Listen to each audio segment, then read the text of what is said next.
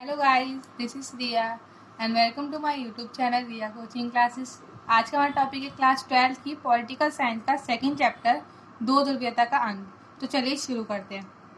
पहला टॉपिक है हमारा बर्लिन की दीवार। पहले समझते हैं बर्लिन की दीवार क्या थी।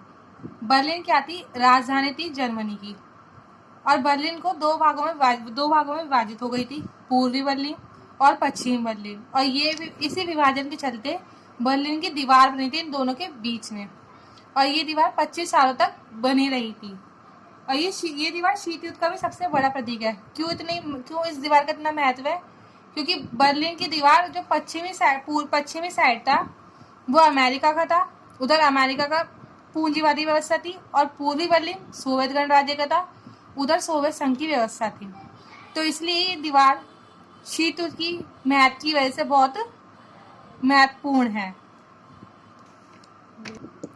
इसका निर्माण हुआ था, इसको कब बनाया गया था? इसका निर्माण 1961 में हुआ था। इसकी लंबाई जो थी वो 150 किलोमीटर थी। जनता ने गिराया 9 नवंबर 1989 को, जब पूर्वी बर्लिन के लोग थे वो वहाँ के अत्याचार से इतना थक चुके थे कि आधे लोग पश्चिमी साइड पर आ चुके थे। जो पूर्वी बर्लिन के लोग थे वो पश्चिम की साइड आने लगे थे। तो उन लोगों ने इसका विरोध करके 9 नवंबर 1979 में ये दीवार गिरा दी थी। अब सोवियत प्रणाली क्या होती है? सोवियत प्रणाली 1917 में रूस में समाजवादी क्रांति हुई, और यह क्रांति पूंजीवादी व्यवस्था के खिलाफ हुई थी। मतलब 1917 में रूस में समाजवादी क्रांति, मतलब लोगों ने समाजवाद को समाप्त करने के लिए एक क्रांति स्टार्ट की, जो कि पूंजीवादी व्यवस्था के लिए हुई थी। मतलब अपने रूस में पूंजीवादी व्यवस्था को लागू करने के लिए ये समाजवाद के आदर्शों तथा समतामूलक समाजीय व्यवस्था से प्रेरित थी। सॉरी फॉर मिस्टेक, ये क्रांति हुई थी 1917 में रूस में समाजवादी क्रांति हुई, और ये क्रांति पूंजीवादी व्यवस्था के खिलाफ थी। मतलब समाजवाद को अपने देश में स्थापित करने के लिए हुई थी, पूंजीवादी व्यवस्था के खिलाफ हुई थी, पूंजीवादी व्यवस्था के अगेंस्ट हुई थी। और इसी के बाद जब ये क्रांति वहां पर हुई तो समाजवादी सोवियत गणराज्य यूएसएसआर अस्तित्व में आया, तो उसका पहचान बनी थी। और ये क्रांति और यह समाजवाद के आदर्शों तथा समतामूलक समाज की आवश्यकता से प्रेरित थी। मतलब समाज में अपने रूस में समाजवाद के आदर्शों तथा समतामूलक समाज की आवश्यकता, अपने रूस में समाजवाद को ज्यादा से ज्यादा फैलाया जाए, और ये निजी संपत्ति के संस्था को खत्म करने के लिए तथा समाज में समानता के सिद्धांत को रचने का सबसे बड़ा प्रयत्न था। मतलब रूस में निजी संपत्ति की संस्था को खत्म करने के लिए किसी को भी निजी संपत्ति रखने की इजाजत नहीं थी, और समाज में समानता लाने के लिए ये स्टार्ट की गई, ताकि सब लोगों को बराबर सारी चीजें इक्वलिटी से मिल सके। उस टाइम पे सोवियत राजनीतिक प्रणाली के केंद्र में एक ही पार्टी थी, जो कि कम्युनिस्ट पार्टी थी, और इसने और किसी अन्य पार्टी को भी कोई जगह नहीं दी। इसकी विपक्षी कोई पार्टी नहीं थी, सिर्फ और सिर्फ एक पार्टी का शासन था वहां पर, वो थी कम्युनिस्ट पार्टी। अब एक क्वेश्चन आता है कि दूसरी दुनिया किसे कहा जाता है? तो जो पूर्वी यूरोप के देश थे, जो कि सोवियत संघ के नियंत्रण में आ गए थे, पूर्वी यूरोप के, तो जब वो देश सोवियत संघ में शामिल हो गए थे तो इन्हें समाजवादी खेमे और दूसरी दुनिया कहा जाता था। समझ गए? मतलब जो पूर्वी यूरोप के देश थे, जो सोवियत संघ की विचारधारा से प्रभावित थे और उसी के अकॉर्डिंग वहां पे सारी व्यवस्था चलती थी, उसी को दूसरी दुनिया कहते थे। द्वितीय विश्व युद्ध के बाद सोवियत संघ एक महाशक्ति के रूप में उभर कर सामने आया, जैसे कि हमने फर्स्ट चैप्टर में भी पढ़ा था। सोवियत संघ की अर्थव्यवस्था बाकी विश्व के मुकाबले कहीं अधिक बड़ी थी। अब सोवियत संघ की विशेषताएं क्या थी? तो जो सोवियत संघ की अर्थव्यवस्था थी वो बाकी विश्व के मुकाबले कहीं अधिक विकसित थी, लेकिन अमेरिका को छोड़ दिया जाए तो उसकी व्यवस्था विकसित थी बाकी देशों के मुकाबले। और जो सोवियत संघ की संचार प्रणाली थी बहुत ही उन्नत थी। एक देश से दूसरे देश में बातों तक पहुंचाना बहुत ही आसान तरीके से वो लोग करते थे। उनकी जो संचार प्रणाली थी बहुत ही बढ़िया थी। उनके पास विशाल ऊर्जा संसाधन थे, जिसमें खनिज तेल, लोहा और इस्पात तथा मशीनरी उत्पाद शामिल है। उनके पास संसाधनों की भी कमी नहीं थी। वहां पर लोहा, तेल, इस्पात आदि संसाधन उपलब्ध थे। और जो सोवियत संघ के दूर दराज के क्षेत्र थे, मतलब दूर जो देश थे, वहां पर भी वो लोग आसानी से अपने सामानों का ट्रांसफर कर सकते थे, और वहां से आना जाना भी, आयात निर्यात भी आसानी से हो जाता था। और सोवियत संघ का जो घरेलू उपभोक्ता उद्योग था वो भी बहुत उन्नत था। वहां पेन से लेकर तेल तक का उत्पादन होता था। मतलब घरेलू उद्योग मतलब जो हम कंज्यूम करते हैं, हम लोग जो कंज्यूम करते हैं, वहाँ पेन से लेकर एक कार तक का उत्पादन होता है। कोई भी ऐसी चीज नहीं थी जो वहां पर नहीं बनती हो। पर क्वालिटी के अकॉर्डिंग देखा जाए उन चीजों को, वो अमेरिका की जो वस्तुएं थी उनके मुकाबले, क्वालिटी के मुकाबले कम थी। पश्चिमी देशों के मुकाबले जो उसकी क्वालिटी था, उसका स्तर था, वो कम था। सोवियत संघ की सरकार ने अपने सभी नागरिकों के लिए एक न्यूनतम जीवन स्तर सुनिश्चित कर दिया था। सबसे बड़ी बात, वहाँ बेरोजगारी नहीं थी। जो सोवियत संघ की सरकार थी, अपने जो देश के नागरिक थे उनकी जीवन की स्तर सुनिश्चित करने के लिए, एक उनका अच्छा जीवन देने के लिए, उन्हें एक बेहतर जीवन देने के लिए वहाँ पर अच्छी से अच्छी स्वास्थ्य सुविधा उपलब्ध थी, बच्चों की देखभाल की जाती थी, लोक कल्याण की अन्य वस्तुएं रियायती दर पर दी जाती थी, शिक्षा उन्नत प्रणाली की थी। और मेन बात ये थी कि वहाँ पे कोई बेरोजगारी नहीं थी, लोगों के पास काम था, लोगों के पास रोजगार था।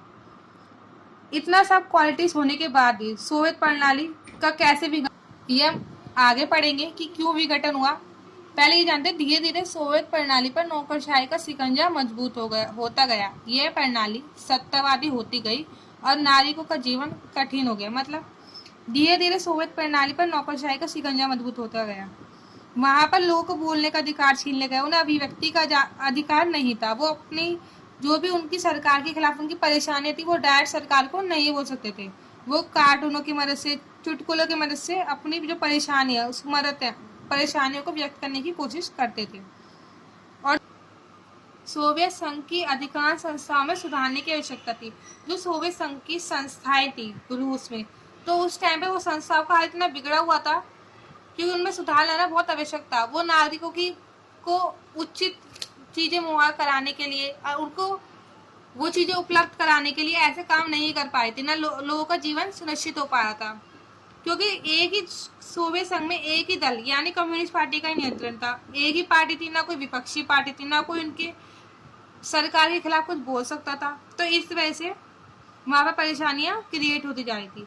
सभी संस्थाओं पर इस दल का पूर्ण नियंत्रण था। किस दल का? कम्युनिस्ट पार्टी का। ये दल जनता के प्रति जवाबदेह नहीं थी। इतने सारी परेशानियां होने के बाद भी जो जनता के क्वेश्चन आते थे, जो जनता को परेशानी और प्रॉब्लम लगती थी सरकार में, उसके प्रति भी जवाबदेही नहीं थी। मतलब ना उसका कुछ सोल्यूशन निकाल देती कि इसका क्या हो सकता है। हथियारों की होड़ में सोवियत संघ ने समय समय पर अमेरिका को बराबर की टक्कर दी, लेकिन इसके लिए उसे भारी कीमत चुकानी पड़ी। क्यों? जैसे कि हमने फर्स्ट चैप्टर में पढ़ा था कि दोनों में युद्ध चल रहा था, दोनों में ये कॉम्पिटिशन चल रहा था कि कौन है दोनों में से जो महाशक्ति, और दोनों एक दूसरे के खिलाफ खूब सारे हथियार जमा कर रही थी। तो उस सोवियत संघ ने क्या किया था, अपने जितने भी संसाधन थे उनका जो प्रयोग था ना, वो सिर्फ हथियारों पर ही कर दिया था। उसने जो लोगों की कंज्यूम करने वाली चीजें, उपभोक्ता, हम लोगों को जो खाने पीने के लिए जो चीजें चाहिए होती है, वो चीजों का तो उत्पादन नहीं किया गया वहाँ पर क्या करती है, सारी टेक्निक, सारी संसाधनों का प्रयोग सिर्फ और सिर्फ हथियारों पर किया गया।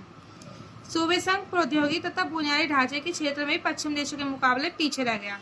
परिवहन के मामले में ना ही वहाँ पे ऐसी ऐसी चीजें बनाई जाने लगी जिससे कि प्रदूषण कम हो, ऊपर से पर्यावरण को भी काफी सारा नुकसान हो रहा था क्योंकि एक से बाद एक परमाणु हथियार बनाए जा रहे थे। देखो अब ये सोचने वाली बात है, जिस देश में या जिस सरकार के उससे सिर्फ और सिर्फ हथियारों पर ही अपने संसाधनों का प्रयोग हो रहा है, अपने पैसों का प्रयोग हो रहा है, तो वो देश ग्रोथ कैसे करेगा? जब वो आम जनता की इच्छाओं को पूरा करने में असमर्थ होगा तो वो देश ग्रो ही नहीं कर सकता। तो उस देश की जो जनता है वो तो उनके खिलाफ होगी। तो चलिए आगे देखते हैं। सोवियत संघ ने 1979 में अफगानिस्तान में हस्तक्षेप किया। इस कारण सोवियत संघ की व्यवस्था और कमजोर हो गई। हस्तक्षेप मतलब दखल अंदाजी की। सोवियत संघ ने क्या किया, 1969 में अफगानिस्तान पे कब्जा करने की कोशिश की। इस वजह से व्यवस्था और भी कमजोर हो गई क्योंकि उसका ध्यान उस तरफ चला गया। और वो वैसे ही पश्चिम देश कौन से थे, जो कि अमेरिका की विचारधारा से प्रभावित थे, पूंजीवादी विचारधारा से प्रभावित थे। जो पश्चिमी देश थे, जो कि पश्चिमी यूरोप या पश्चिम बर्लिन, जो भी अमेरिका की विचारधारा से प्रभावित थे, जहाँ पे पूंजीवादी और उदारवादी व्यवस्था थी, उन देशों का ग्रोथ तो बहुत अच्छे से होती है। उन देशों में हर चीजों पर ध्यान दिया जाता है, खाने पीने की, संचार में, प्रौद्योगिकी में, टेक्निक्स में और परिवहन में, ऊर्जा में। परंतु जो सोवियत संघ था, जो रूसी सरकार थी, सोवियत संघ था, वो सिर्फ हथियारों पर ध्यान दे रहा था। तो इस कारण सोवियत संघ की व्यवस्था और भी कमजोर हो गई थी।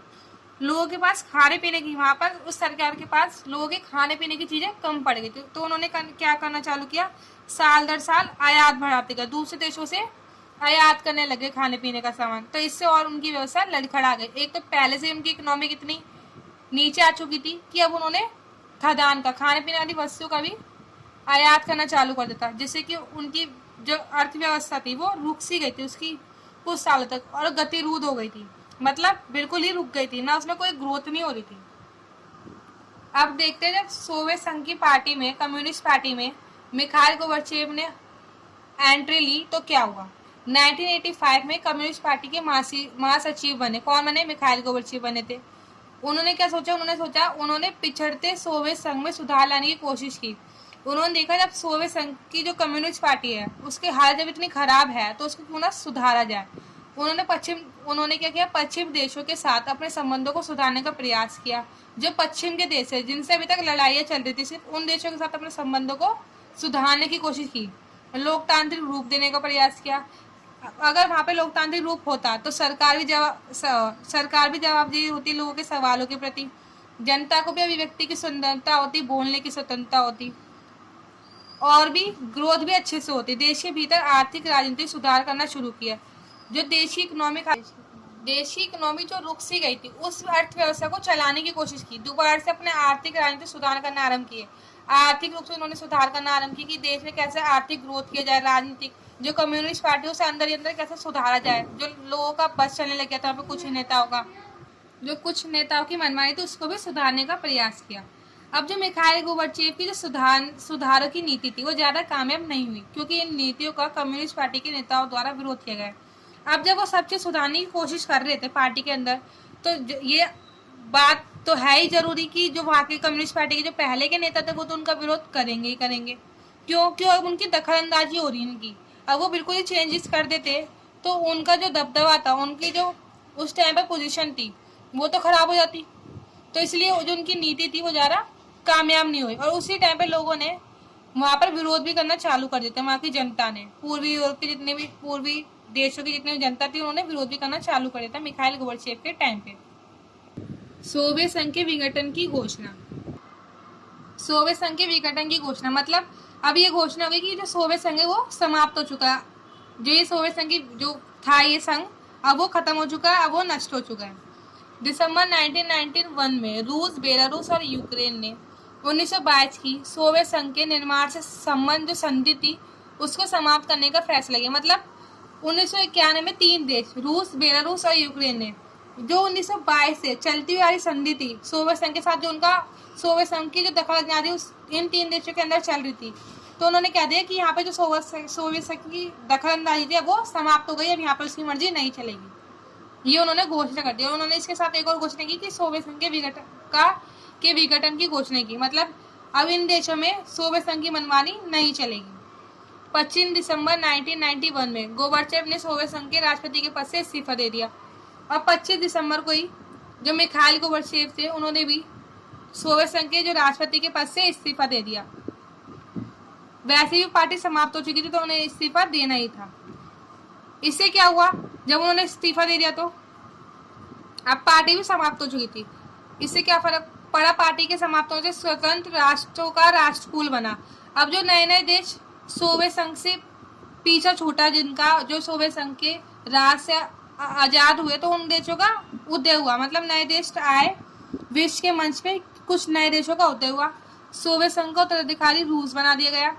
रूस को कह दिया गया है कि सोवियत संघ का उत्तराधिकारी है, उसको आगे चलाएगा। सोवियत संघ तो खत्म हो गया पर रूस को उसका उत्तराधिकारी बना दिया गया, और रूस को ही सुरक्षा परिषद में सोवियत संघ की सीटें मिली। जो सोवियत संघ की सीटें सुरक्षा परिषद में थी, अब उतनी सीटें रूस को दे दी गई। क्यों दे दी गई? क्योंकि रूस उत्तराधिकारी बन गया था और सोवियत संघ अब खत्म हो चुका था। आज की वीडियो में इतना ही। मिलते हैं इस वीडियो के नेक्स्ट पार्ट में। अगर आपको जितना मैंने अभी तक पढ़ाया है इस चैप्टर से रिलेटेड कोई भी डाउट हो तो आप कमेंट बॉक्स में कमेंट कर सकते हैं, और वीडियो अगर अच्छी लगी हो तो वीडियो को लाइक, चैनल को सब्सक्राइब और शेयर करना मत भूलिएगा। तो थैंक यू।